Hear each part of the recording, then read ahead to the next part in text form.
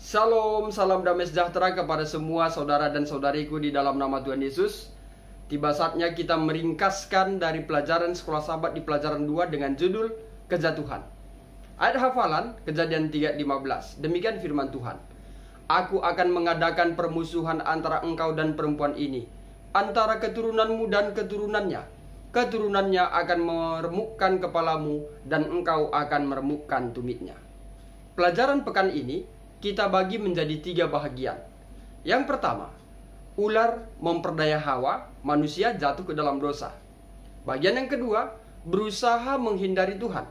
Lalu yang ketiga, penghakiman kepada ular dan manusia. Bagian pertama, ular memperdaya Hawa, manusia jatuh ke dalam dosa. Tercatat dalam Kejadian 2:16 firman Tuhan, lalu Tuhan Allah memberi perintah ini kepada manusia. Semua pohon dalam taman ini boleh kamu makan buahnya dengan bebas. Tetapi pohon pengetahuan tentang yang baik dan yang jahat itu, janganlah kamu makan buahnya, sebab pada hari engkau memakannya, pastilah engkau mati. Saudaraku, mati dalam ayat ini merupakan akibat jika melanggar perintah Allah. Dengan kata lain, tidak ada akses untuk mendapatkan kehidupan kekal, melainkan kematian kekal. Namun, ada kabar baiknya, yakni harapan yang ditemukan dalam Kejadian 3 ayat 15 yang disebut dengan janji Injil yang pertama. Kisah ini dilanjutkan dengan Kejadian 3 ayat 1 dan 2. Kejadian 3 ayat 1 firman Tuhan, adapun ular ialah yang paling cerdik dari segala binatang di darat yang dijadikan oleh Tuhan Allah. Ular itu berkata kepada perempuan itu, tentulah Allah berfirman, semua pohon dalam taman ini jangan kamu makan buahnya, bukan? Ayat 2. Lalu sahut perempuan itu kepada ular itu, buah pohon-pohon dalam taman ini boleh kami makan. Dalam kalimat pertama, pasal 3, telah tegas menekankan siapa makhluk tersebut.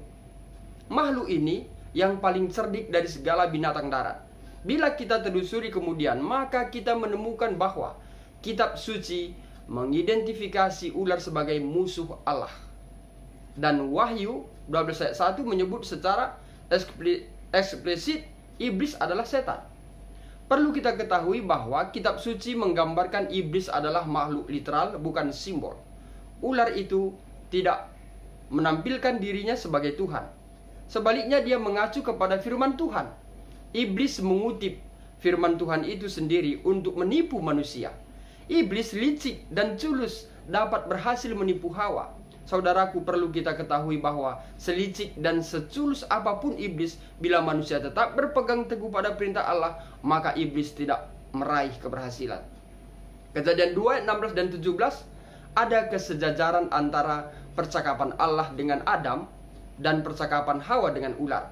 Seolah-olah setan itu telah menggantikan Tuhan dan tahu lebih baik daripada dia, yaitu Tuhan.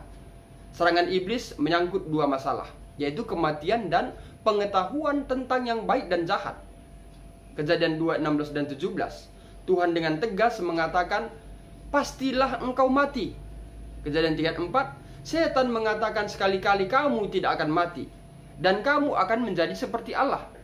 Kejadian 3, 4 ayat 5, kita menemukan argumen setan tentang keabadian, tidak mati, dan menjadi seperti Tuhan, meyakinkan Hawa untuk memakan buah itu. 2 godaan yang diberikan kepada Hawa adalah akar dari gagasan dalam keabadian dalam agama Mesir Yunani kuno dan menjadi atribut ketuhanan. Cara berpikir ini secara diam-diam menyusup ke dalam budaya Yahudi Kristen dan telah melahirkan kepercayaan kepada jiwa yang baka. Kepercayaan ini masih ada hingga saat ini di beberapa gereja. Setelah Adam dan Hawa berdosa, mereka kehilangan pakaian kemuliaan Allah dan mereka telanjang. Gambar Allah telah dipengaruhi oleh dosa. Mereka berusaha membuat cawat, seolah-olah mereka menggantikan Sang Pencipta ketika mereka berusaha menutupi dosa mereka. Ketika Tuhan mendekat, dia menyatakan pertanyaan retorik, di manakah engkau? Pertanyaan diajukan untuk kepentingan yang bersalah, untuk membantu mereka menyadari apa yang telah mereka lakukan, dan pada saat yang sama menuntun mereka kepada pertobatan dan keselamatan. Saudaraku, bagian kedua, berusaha menghindari Tuhan. Adam dan Hawa berusaha menghindari Tuhan, menganggap mereka tidak bersalah dan tersirat itu adalah kesalahan Tuhan juga. Namun pada akhirnya Adam dan Hawa lah yang bersalah. Mengapa demikian?